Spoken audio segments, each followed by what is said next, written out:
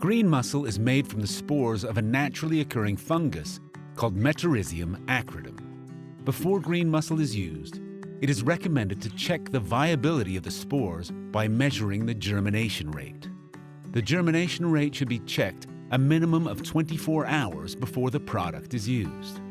Knowing the germination rate will also help to calculate the dosage. Before handling green mussel, wear personal protective equipment. This includes a well-fitting mask. The germination rate can be checked by mixing a small amount of green mussel powder in oil or in distilled water with a surfactant to make a suspension. If using oil, then the ratio is 0.001 grams of green mussel powder to 10 milliliters of oil. Weighing out small quantities of powder in a field site is difficult, so an alternative method is to dip the end of a micro spatula into the green mussel powder and then place the spatula in 10 milliliters of oil.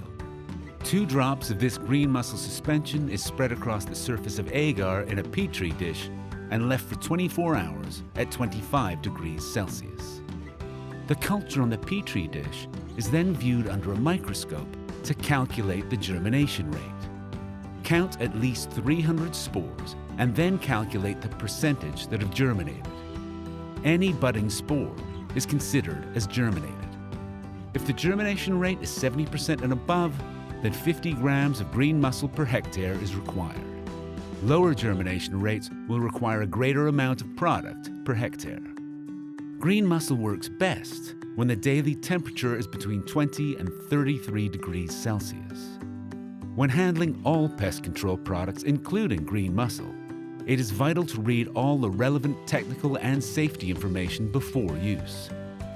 Information can also be found in the Green Mussel User's Manual and Manufacturer's Handbook.